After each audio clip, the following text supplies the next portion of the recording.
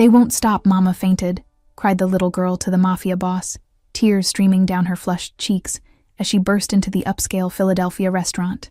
Her small body trembled beneath a worn yellow dress, hair tangled from running through evening rain that had soaked her to the bone. Heads turned sharply throughout Bellini's, the city's most exclusive dining establishment, where Elliot Pierce sat at his usual corner table, cigar smoke curling around his shoulders like ghostly wings. At 27, he commanded respect through calculated ruthlessness, his empire built on broken promises and bloodshed that had earned him control of half the city. The maitre d' rushed forward, attempting to usher the disheveled child away from the restaurant's esteemed patrons. His apologetic murmurs died instantly when Elliot raised one finger, silencing the man with the subtle gesture that had become infamous throughout Philadelphia's underworld as the precursor to life-altering consequences. Elliot studied the girl with storm-gray eyes, noting the bruise blossoming along her jawline, partially hidden by tangled blonde curls. Something stirred within him, a memory from long ago, of another child desperate for help that never came, of doors closed and pleas ignored until it was too late for salvation. "Bring her to me," he ordered, his voice cutting through the hushed whispers that had descended upon the restaurant. The command was delivered without emotion, as though asking for another glass of his preferred bourbon rather than inviting disruption to his carefully orchestrated evening of business and intimidation. The child, no more than 7, approached his table with a determination that contradicted her tears, hands clutching the edge of his pristine tablecloth. "Please, sir," she whispered, her voice steadier than expected. "They're hurting her again, and she won't wake up this time, no matter how much I shook her." Elliot's personal security detail shifted uncomfortably, hands hovering near concealed weapons as they awaited instructions. This unexpected disruption posed a potential threat during a crucial business dinner, yet Elliot couldn't dismiss the strange tightening in his chest as he recognized something hauntingly familiar in the child's desperate courage. "Who told you to come to me?" he asked, leaning forward slightly, curious how his reputation had reached someone so young. Philadelphia whispered his name in fear, not as a source of salvation for frightened children with nowhere else to turn in their darkest hour. "The lady at the diner," the girl replied, wiping tears with a small fist that showed scrapes across the knuckles. "She said you make bad people go away and that you own everything in this part of the city, even the police who never help when Mama calls." Elliot glanced at his associate across the table, their business negotiations forgotten in the wake of this unusual interruption. With a slight nod, the meeting was postponed, the associate rising with understanding.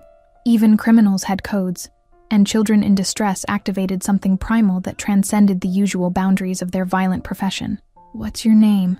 Elliot asked, reaching for his suit jacket as he signaled his driver with a subtle tap on his watch. The restaurant's other patrons studiously avoided looking their way, afraid of witnessing something they shouldn't, conversations resuming with deliberate focus, as though ignoring the scene might protect them from becoming entangled in it.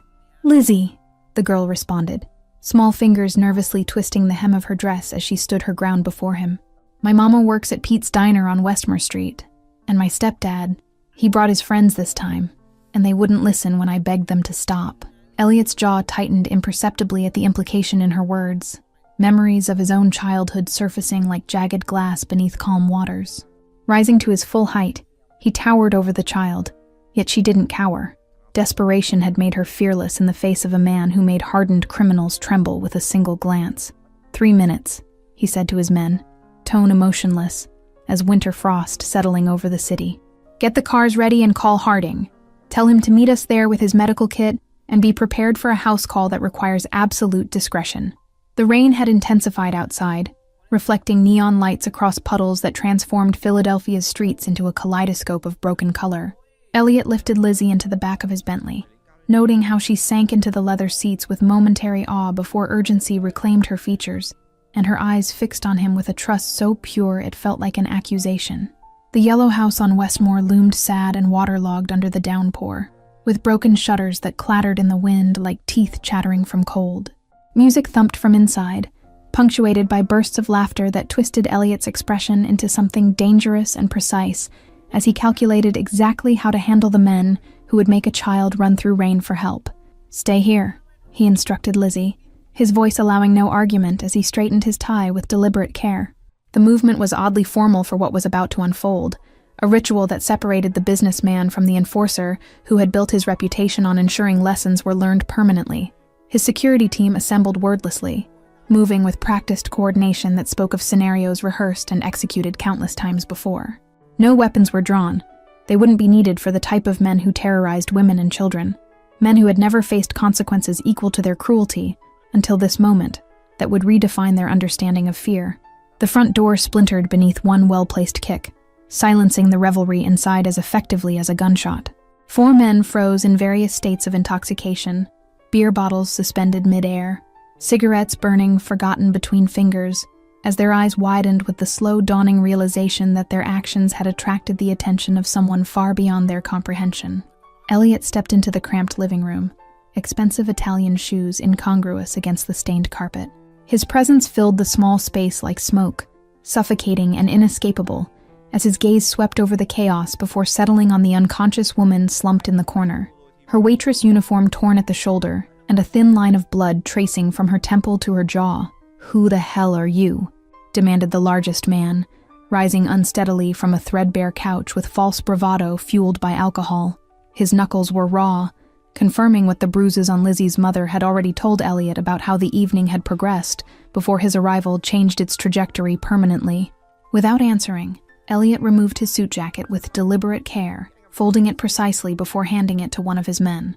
The gesture carried more menace than any threat, the calm before a storm that had been brewing since he saw tears on a child's face, a promise of calculated retribution that would leave no evidence but ensure the message was received with perfect clarity. "You have exactly 10 seconds to explain why a little girl had to run through rain to find help," Elliot stated, voice conversational, even as his eyes assessed the quickest way to incapacitate each man in the room.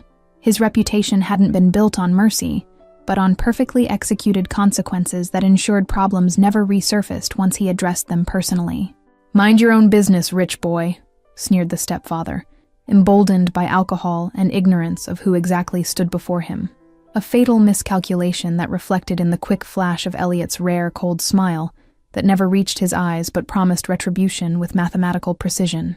What followed wasn't visible from the Bentley where Lizzie waited, protected from witnessing violence by rain-streaked windows and a driver who turned up classical music to drown out any sounds.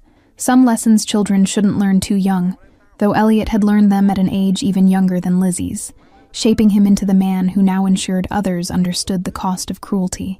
Inside, Elliot moved with surgical precision, each strike calculated to maximize pain while minimizing lasting damage, not from compassion, but to ensure the message lingered in aches that would recall this night with perfect clarity. His men secured the others, efficiency born from years in Philadelphia's shadows, where disputes were settled without police reports or courtroom testimony. When Elliot emerged from the house minutes later, his knuckles bore faint marks, but his clothing remained immaculate apart from droplets of rain. Behind him, 2 of his men carried Lizzie's unconscious mother wrapped carefully in a blanket toward a second vehicle, her face pale beneath bruises that had already begun to darken against her skin. "Your mother needs medical attention," Elliot explained to Lizzie, his tone gentler than anything his associates had heard from him before. "She's going to sleep at my house tonight where it's safe, and Dr. Harding will make sure she's properly cared for until she wakes up." Lizzie's small hand slipped into his as they walked toward the car, a gesture so unexpected that Elliot momentarily stiffened before allowing the unfamiliar contact.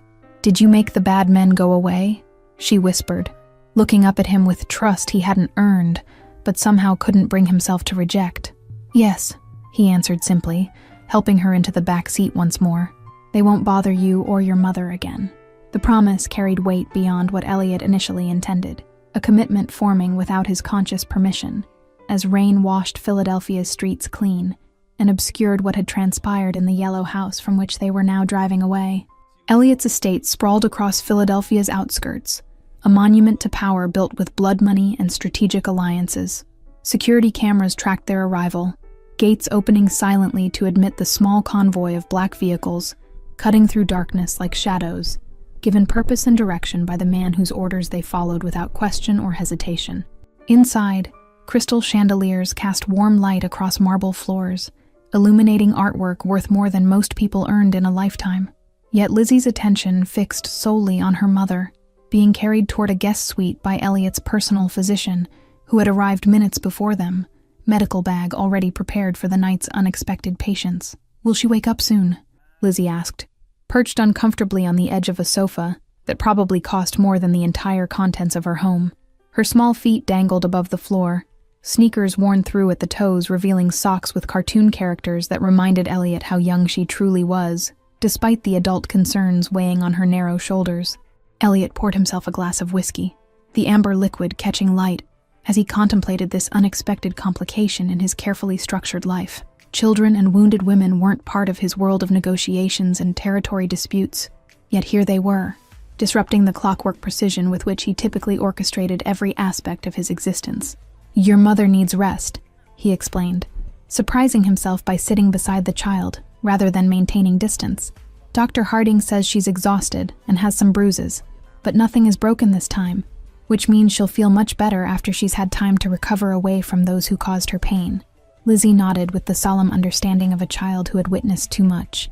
"She works all the time," she whispered, fingers tracing patterns on the leather sofa, as though mapping constellations only she could see. 2 jobs since Patrick lost his again, but he still takes her money for drinking with his friends. The mention of the stepfather's name darkened Elliot's expression momentarily before he masked it, unwilling to frighten the child with the depth of his anger. "Are you hungry?" he asked instead, realizing the girl had likely missed dinner in the chaos of the evening's events and focusing on immediate needs that could be addressed, without revealing how deeply her situation had affected him. Mrs. Winters, Elliot's housekeeper, appeared as if summoned by the thought, carrying a tray with milk and sandwiches cut into triangles without crusts. Her normally stern expression softened at the sight of the child, maternal instincts overriding professional detachment as she set the tray on a side table within Lizzie's reach without waiting for Elliot's instruction. "Thank you," Lizzie whispered, the simple politeness revealing more about her upbringing than any elaborate explanation could. Despite circumstances, someone had taught her manners. Her mother, Elliot presumed, who somehow maintained dignity and values despite the hardships that had become evident in just one evening of glimpsing their lives. Elliot watched silently as Lizzie ate, discomfort settling in his chest at the vulnerability displayed so openly before him. In his world, weaknesses were hidden, exploitable things to be guarded with vicious intensity, yet this child offered trust with the same ease that most people drew breath, unaware of how rare such gestures had become in his experience. "My men will collect your things tomorrow," he stated, decisions forming rapidly in his mind as he assessed the situation with the same strategic precision he applied to business acquisitions. "You and your mother will stay here until we determine a more permanent arrangement that ensures your safety from those who have forgotten the consequences of their actions."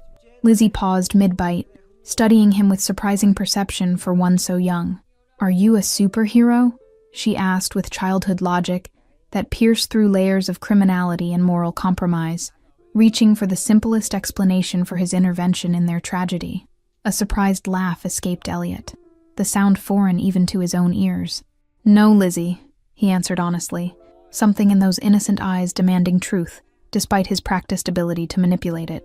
"I'm not anyone's hero, but sometimes paths cross at exactly the right moment for reasons we don't immediately understand." Mrs. Winters returned to escort Lizzie to a bedroom adjacent to her mother's, leaving Elliot alone with thoughts he couldn't quiet and plans altering by the minute. Philadelphia's most feared man found himself unsettled by a child's simple trust, by the ease with which she had accepted his help without questioning his motives or character. Outside his office window, the city lights sprawled like fallen stars, each representing territories and businesses under his control. Yet tonight, for reasons he couldn't articulate, that empire felt suddenly hollow beneath the weight of a little girl's hand in his, and the realization that power meant nothing if it couldn't occasionally be used to protect those who had none at all. Sunlight streamed through unfamiliar curtains as Audrey Wilson blinked into consciousness, momentarily disoriented by silk sheets and the absence of fear that had become her constant companion. Her body ached with familiar pain, but the setting, elegant and secure, was entirely foreign. Dr. Harding appeared at her bedside with quiet efficiency, his medical bag perched on an antique nightstand. "Your daughter is having breakfast in the garden," he informed her, checking her pupils with a small light. "She's quite remarkable. Hasn't stopped talking about how you were saved by the man who owns Philadelphia." Memories flooded back, Patrick's rage escalating when she refused to hand over her tips, his friends joining the torment, then blackness followed by waking in this sanctuary. Panic seized her chest as she struggled to sit upright, maternal instinct overriding injury. "Lizzie is safe," came a deep voice from the doorway, where Elliot stood observing with unreadable eyes. He remained at a careful distance, recognizing the fear that flashed across her face, the instinctive reaction of a woman too accustomed to men who caused pain rather than prevented it. Audrey pulled the blanket higher, acutely aware of her vulnerability, before this stranger whose reputation preceded him. "Why did you help us?" she asked, her voice hoarse but direct, eyes assessing the man her daughter had somehow known to seek out in their darkest hour. Elliot entered the room with measured steps, maintaining space that telegraphed respect for her boundaries. "Your daughter interrupted my dinner with remarkable courage," he replied, his expression softening fractionally. "Some situations demand intervention, regardless of business interests." Audrey studied him with waitress-honed perception that had categorized countless men's intentions across years of serving tables. "We can't pay you back," she stated bluntly, dignity intact despite circumstances. "Whatever you want in return isn't something I can give." A shadow crossed Elliot's face, not anger, but something more complex that vanished before she could identify it. "I don't want payment," he answered, voice controlled as he straightened a cufflink with deliberate focus. "Consider it a correction of an imbalance in my city." "Mom!" Lizzie's exclamation broke the tension as she burst through the doorway, face bright with excitement rather than fear. She climbed carefully onto the bed, mindful of her mother's injuries in a way no child should need to be, her small hands gentle against bruised skin. Mrs. Winters appeared with a breakfast tray, her efficient movements betraying no judgment of the situation that had brought strangers into her employer's closely guarded domain. "You need to regain your strength," she noted practically, arranging the meal with maternal authority that brooked no argument. Elliot watched the reunion from the doorway, something unfamiliar stirring beneath his calculated exterior. Witnessing Audrey's gentle strength despite her circumstances triggered memories of another woman who had protected her child until it became impossible. His own mother, whose sacrifices had ultimately proven insufficient against his father's cruelty. "We'll discuss arrangements when you've recovered," he stated, retreating behind business-like detachment that felt safer than the unexpected emotions threatening his carefully constructed walls. With a slight nod that somehow conveyed both authority and respect, he exited, leaving mother and daughter to their reunion. Lizzie launched into an excited description of the mansion's wonders, the garden with stone fountains, a kitchen larger than their entire apartment, and Mrs. Winters who made pancakes shaped like animals. Her animated chatter created momentary normalcy in circumstances that were anything but ordinary.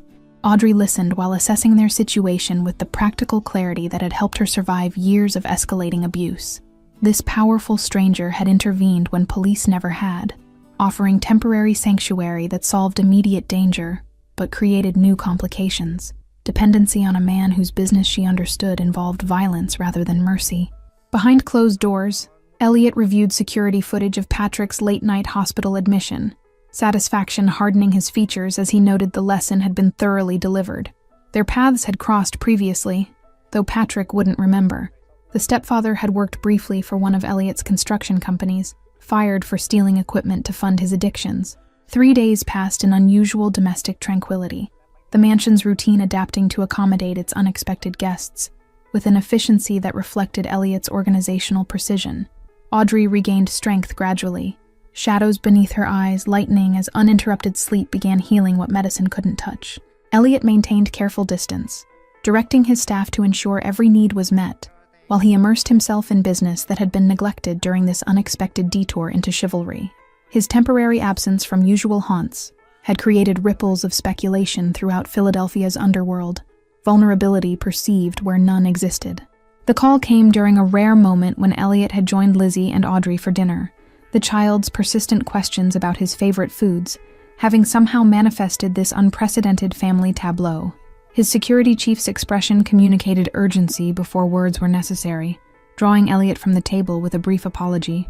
Patrick made contact with the Donovan crew, his chief reported once they were alone, naming a rival organization that controlled Philadelphia's Eastern District. "He's trading information about your operations for protection, claiming insider knowledge from his time working for your construction front." Elliot processed this development with cold calculation, weighing options with the detachment that had built his empire. "He's desperate and grasping," he concluded, though concern flickered beneath his composed exterior.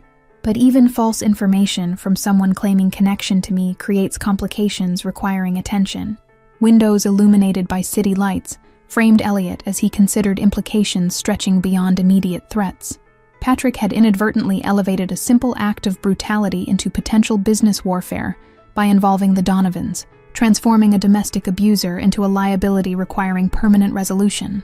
In the garden below, visible through floor-to-ceiling windows, Audrey walked slowly along stone pathways in the evening air, healing bruises still evident against her pale skin. Elliot watched her measured movements, recognizing the determination that had kept her fighting, despite overwhelming odds, a quality he respected far more than the false bravado of men like Patrick. "Arrange surveillance on the Donovan lieutenants," Elliot instructed, decisions crystallizing with familiar clarity, "and move Audrey and Lizzie to the lake house tomorrow. It's more defensible and removed from potential complications." His security chief hesitated, an unusual break in protocol that captured Elliot's full attention. "Sir, the girl has been telling Mrs. Winters about her mother's job. Apparently, Audrey works at the diner connected to Johnson's operation." The information landed with unexpected impact as connections formed in Elliot's mind. Johnson controlled the very territory the Donovans were attempting to infiltrate, which explained why a waitress at his establishment would know to send a child to Elliot for protection, rather than to Johnson himself. Elliot dismissed his chief with a slight nod, returning to the dining room where Lizzie was explaining the plot of her favorite storybook to Mrs. Winters. Audrey's chair remained empty, her brief garden walk extending as she processed the strange circumstances that had delivered her from one dangerous man's control into another's protection. Later that night, after Lizzie had been tucked into bed with promises of security that adults couldn't guarantee, Elliot found Audrey standing in his library. Her fingers traced leather-bound volumes with reverent appreciation, lost in thought until his entrance broke her contemplation. "You're leaving tomorrow," he stated without preamble, maintaining the direct communication that felt most natural between them. "My lake house is more isolated, safer while certain matters are resolved." Audrey turned, moonlight from tall windows illuminating determination in her stance despite physical fragility. "You're fighting with the Donovans over territory," she responded, surprising him with her knowledge of Philadelphia's criminal landscape. "And somehow we've become entangled in your war." Elliot studied her with newfound interest, reassessing assumptions about the quiet waitress who had survived years of abuse while raising a remarkably resilient daughter. "How do you know about the Donovans?" he asked, curiosity temporarily overriding caution. "I serve coffee to men who think waitresses are furniture," she answered with bitter pragmatism born from experience. "They discuss business freely, assuming invisibility comes with the uniform."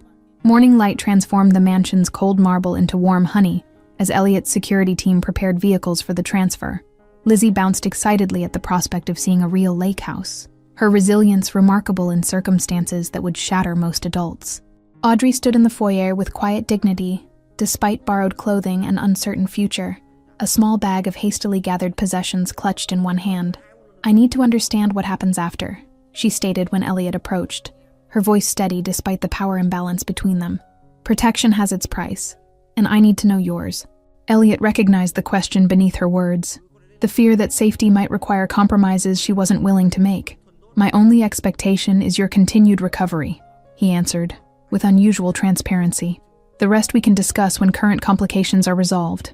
The convoy departed with military precision, two identical black SUVs with tinted windows taking separate routes to confuse potential surveillance. Elliot rode with Audrey and Lizzie, the child's chatter filling uncomfortable silences as they left Philadelphia behind for wooded countryside. "Mr. Pierce," his driver interrupted through the intercom, using formal address that signaled potential trouble. "We have a tail. Blue sedan, 2 occupants, maintaining distance but definitely following." Elliot's demeanor shifted instantly from reserved businessman to predator, hand moving instinctively toward the concealed weapon beneath his jacket before remembering Lizzie's presence. "Maintain course," he instructed calmly, turning to Audrey with unexpected gentleness. "Keep Lizzie occupied for a moment." Audrey nodded with immediate understanding, drawing her daughter into conversation about animals they might see at the lake, her voice steady despite the fear Elliot glimpsed in her eyes. The intuitive partnership in that moment, her protection of Lizzie's innocence while he addressed threats, created an unexpected connection between them. Elliot made a brief call, voice too low for passengers to hear details, though the authority in his tone required no translation. Moments later, a black motorcycle appeared behind the trailing vehicle, its rider anonymous behind tinted visor as it kept pace with surgical precision. "Contingency initiated," Elliot remarked to his driver through the intercom, settling back into his seat with the confidence of a man accustomed to obstacles being removed from his path. When Audrey met his gaze questioningly, he offered a reassuring nod that somehow conveyed more comfort than any words might have. The lake house emerged from dense forest like an architectural dream, modern glass and stone reflecting water and sky, its isolation providing both security and breathtaking views. Lizzie gasped in delight as the vehicle wound up the private drive, her excitement momentarily eclipsing the circumstances that had brought them here. Elliot's phone vibrated with confirmation that the tale had been discouraged, without incident requiring cleanup, his people understanding the delicate balance between effective deterrence and complications that might attract unwanted attention. The Donovans had tested boundaries with predictable caution, a chess opening rather than declaration of war. Inside, the house revealed unexpected warmth despite its modern design, comfortable furnishings rather than showpieces, bookshelves filled with actual reading material rather than decorative volumes, a kitchen that showed signs of occasional use. This retreat revealed aspects of Elliot that his city persona kept carefully concealed. "This was my grandmother's property," he explained when he caught Audrey studying a photograph of a silver-haired woman on a dock, her smile reflecting the same intensity Elliot possessed without his hardened edges. "The only place I visited as a child where certain rules didn't apply." Something shifted between them in that moment of unexpected revelation, the first personal detail Elliot had volunteered beyond necessary information. Audrey's expression softened fractionally as one piece of the complex puzzle that was her reluctant protector fell into place. Elliot's security chief arrived hours later, bringing news that altered calculations yet again. "Johnson's operation was hit last night," he reported during a private briefing on the dock, waves lapping gently against wood as sunset painted the sky in violent orange. "Professional job, targeted only his books and digital records rather than product or cash." Understanding dawned immediately in Elliot's mind as connections crystallized. "They're looking for something specific," he concluded, memories of Audrey's workplace taking new significance. Or someone, a witness perhaps, or unwitting carrier of information Johnson once contained. That evening, after Lizzie had been tucked into bed in a room with windows overlooking the moonlit lake, Elliot found Audrey on the deck, starlight reflected in water that stretched dark and mysterious before them. The city's dangers temporarily distant, yet increasingly connected to the woman beside him. "You're more than a waitress," Elliot stated rather than asked, maintaining honesty that had become their unspoken protocol. "Johnson doesn't employ random staff at establishments connected to his operations." Audrey's silence confirmed his suspicion before her words did. "I keep records," she finally admitted, her voice barely audible above gentle waves against the shore. "Customers, conversations, patterns, information that might prove useful someday as insurance against men who believe themselves untouchable." The lake house transformed from sanctuary to command center as Elliot mobilized resources with calculated precision. Maps of Philadelphia spread across glass tables, surveillance photographs arranged in meticulous order, and encrypted communications established with trusted lieutenants. Audrey's revelation about her role as Johnson's unofficial intelligence gatherer changed the equation dramatically. Her memory for details proved remarkable. Conversations overheard, patterns of meetings, names mentioned in unguarded moments. 3 weeks ago, 2 men from the Donovan organization met with a city councilman at my section, Audrey explained, finger-tracing routes on a map of Philadelphia's districts. They mentioned a waterfront property deal requiring cleanup of existing arrangements before processing could continue. Elliot processed this information with narrowed eyes, connections forming between seemingly unrelated events. The waterfront development project had been public knowledge, but Johnson's involvement remained carefully concealed, until now. "They're using legitimate business to launder territory acquisition," Elliot concluded, admiration coloring his tone despite professional rivalry with Johnson. "Clever approach, difficult to counter without exposing one's own operations to scrutiny." "Patrick called my boss yesterday," Audrey revealed during a late-night strategy session, fatigue evident beneath her composed exterior. "He told them I stole financial records before disappearing. They've frozen my final paycheck and threatened police involvement. The manipulation was transparent, yet effective. Patrick creating a paper trail that transformed victim into perpetrator, establishing groundwork for legal pursuit that could force Audrey from hiding. His desperation revealed both fear and cunning. Elliot's phone illuminated with an encrypted message that changed everything. Johnson found dead. Professional hit. No witnesses. The terse update rewrote the board entirely, eliminating a major player while potentially exposing Audrey as the keeper of secrets suddenly worth killing for. "We need to move," Elliot announced, decisions crystallizing with familiar clarity that had built his empire on perfect timing. The lake house location may be compromised, and Johnson's elimination suggests acceleration of whatever timetable the Donovans are following. Audrey absorbed this news with remarkable composure, immediately shifting to practical preparations rather than panic. "Lizzie needs stability," she stated, maternal protection overriding personal safety concerns. "If we keep running, she'll understand something's seriously wrong." Elliot studied her with newfound respect, recognizing the steel beneath gentle exterior that had enabled survival against overwhelming odds. "Then we stop running," he decided, tone shifting from defensive to offensive planning. "We set the terms of engagement rather than responding to theirs." The plan crystallized over hours of strategic discussion, a trap using Elliot's downtown warehouse as staged territory concession, appearing to withdraw from disputed areas while actually concentrating forces. Audrey's knowledge of players and protocols provided crucial details that transformed standard strategy into precision instrument. "I'm coming with you," Audrey stated when preparations neared completion, her expression brooking no argument despite Elliot's immediate objection. "They're looking for me specifically now. My absence would signal deception immediately." Elliot recognized the tactical logic even as protective instincts warred against involving her directly. "At the first sign of escalation, you withdraw," he countered, the concern in his voice revealing emotional investment that transcended strategic partnership. Warehouse lights cast harsh shadows across concrete as Elliot's organization executed their carefully orchestrated deception.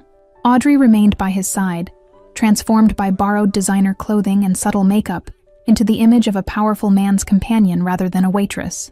The Donovan representatives arrived with predictable caution, 2 senior lieutenants flanked by security, their expressions revealing surprise at finding a woman present for negotiations normally conducted exclusively among men. Their momentary confusion provided psychological advantage Elliot immediately exploited. "My associate has relevant insights into the waterfront situation," Elliot explained with deliberate vagueness that forced their visitors to reveal knowledge through questions. "Her analysis of financial viability influences my willingness to restructure territorial arrangements."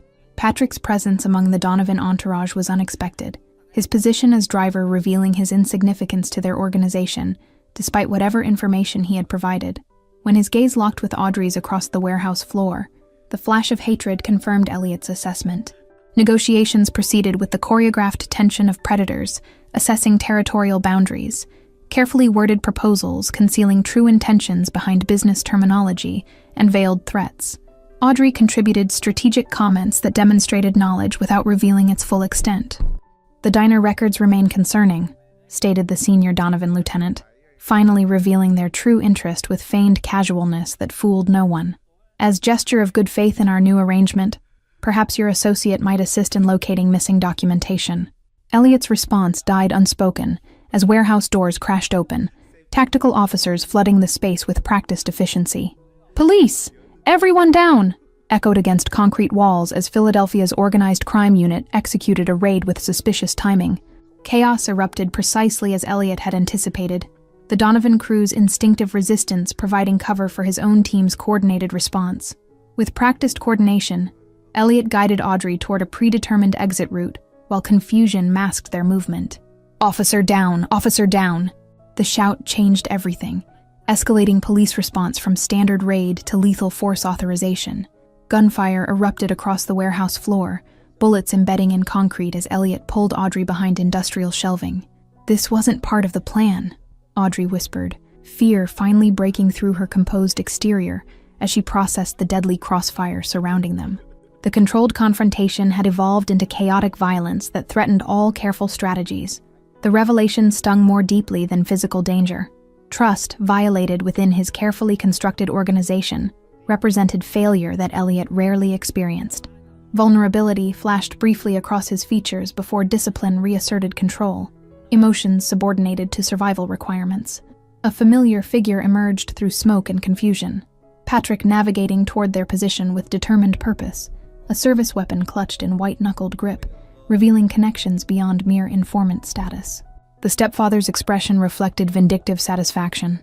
Police consultant, Elliot identified with cold precision, Patrick's position suddenly clear. He's been feeding information to both sides, playing Donovan against police while pursuing personal vendetta. Clever strategy for a man I clearly underestimated. Audrey's hand found Elliot's in the chaos, fingers interlacing with surprising strength that communicated partnership rather than dependence. The connection transcended physical contact, unspoken understanding passing between them as options narrowed to a single path forward. Blood-stained concrete as dawn broke over Philadelphia, emergency vehicles creating a kaleidoscope of red and blue against warehouse windows. Elliot sat alone in an interrogation room, composed despite handcuffs securing him to a metal table bolted to the floor. Detective Pearson entered with carefully controlled neutrality, case file balanced against coffee cup in practiced juggling act familiar to career investigators. "Interesting night, Mr. Pierce," he observed, tone revealing neither antagonism nor respect as he assessed the notorious figure. "Self-defense is clearly documented by your department's own body cameras." Elliot responded with the calm confidence of a man whose attorneys had already begun dismantling potential charges. "Officer Reynolds's decision to accept bribes from Patrick Howard created unfortunate circumstances your department will find difficult to prosecute. Crime scene photographs spread across metal table told the story evidence would eventually confirm. Patrick's attempted execution of Audrey, interrupted by Elliot's intervention, the corrupt officer's death resulting from his own partner's bullet during the chaotic struggle. Ms. Wilson's statement matches surveillance footage," Pearson acknowledged reluctantly, professionalism overriding desire to build case against a criminal figure long evading justice. Howard's police consultant credentials were falsified, and his history of domestic violence creates sympathetic narrative for any potential jury. Elliot maintained strategic silence, expression revealing nothing as bureaucratic machinery ground toward inevitable conclusion. His organization remained intact, despite the night's chaos, lieutenants executing contingency protocols with practiced efficiency. 6 hours later, Elliot walked free into afternoon sunlight, charges dismissed with reluctant acknowledgement that evidence supported legitimate self-defense rather than criminal enterprise. His attorney's sleek sedan awaited curbside, a return to normalcy that somehow felt hollow. The mansion seemed emptier than he remembered, silence echoing through rooms recently filled with Lizzie's laughter and Audrey's quiet presence. Elliot moved through familiar spaces with uncharacteristic restlessness, glasses of expensive bourbon abandoned half-empty. Inside, Audrey's elegant script provided coordinates to a small apartment across town, far from both Patrick's former residence and the diner connected to Johnson's operation. The final line carried weight beyond simple invitation. "Lizzie believes every hero deserves dinner after saving the day. 7 p.m. No security detail necessary." Elliot stood before the apartment door at precisely 7:00, unaccustomed uncertainty reflected in rare hesitation before knocking. The battered walls and worn carpet of the modest building contrasted sharply with his tailored suit, yet somehow felt more inviting than his empty mansion. Lizzie opened the door with delighted enthusiasm, grabbing his hand to pull him inside with childish disregard for adult complexities. "Mom made spaghetti because I told her it was probably your favorite," she announced with absolute certainty. "And I made the garlic bread all by myself without burning it." Audrey appeared from the small kitchen, casual in jeans and simple blouse rather than borrowed finery or waitress uniform. The bruises had faded, her natural beauty emerging as shadows receded from both body and eyes, confidence replacing the wariness that had characterized their early interactions. "We've been discussing future arrangements," she explained, gesturing toward modest dining tables set for 3 with mismatched plates and supermarket flowers in water glass serving as centerpiece. "Lizzie has opinions about appropriate career paths for reformed criminal masterminds." Elliot's laughter surprised them both, genuine amusement replacing carefully controlled responses that had characterized his public persona.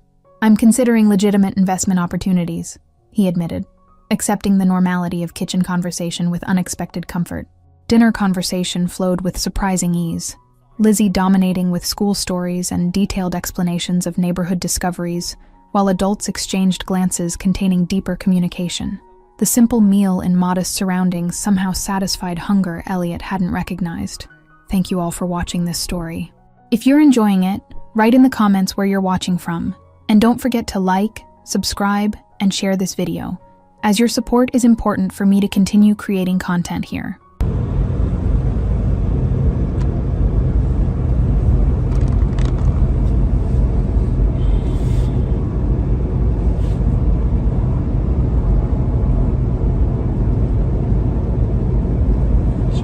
посмотрим, как у них трансляция началась.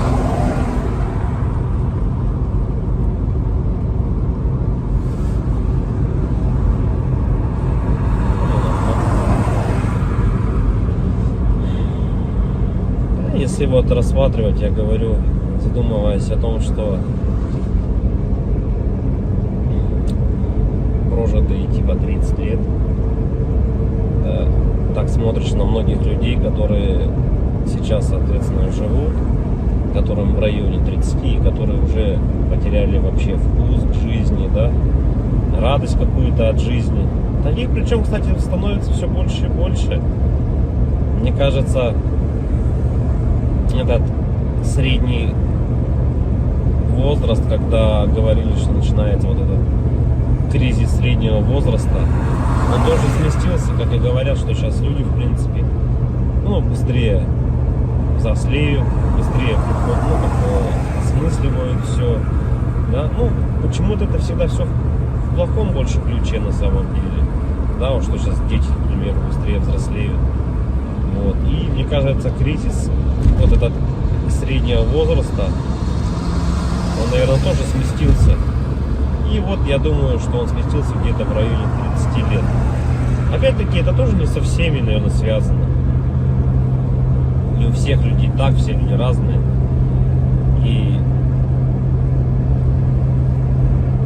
как-то приходишь к той мысли о том, что помимо того, что люди сами по себе стали такие вот, наверное, депрессивные, да, времена такие сложные, да, вот это вот еще извне много каких вещей случается, на данный момент, которые людям усугубляют эту ситуацию на самом деле, вот этой депрессии, вот этих кризисов, да, каких-то переходных моментов в жизни.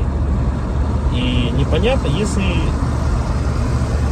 конец этому всему, да, наступает для людей потом белая полоса в жизни, или они не могут выбраться из нее. Примеров достаточно на самом деле много.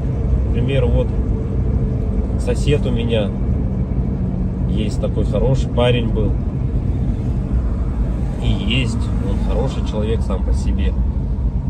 Но вот у него сейчас очень сложные времена такие, как бы дизмораль на него напала. О том, что он не реализовался в своей жизни к 30 годам, что жизнь у него кончена. И не может он выбраться из этой ситуации, да, как говорят, если мы говорим, что это мужики такие, да, типа слабые, да, какие-то, безморальные, как бы такие вот, что в основном это случается, наверное, зачастую, может быть, это у мужиков случается в этом возрасте. Такой кризис, наверное, да? Каких-то неудач в своей жизни, не пришедших ни к чему достойному и хорошему. Но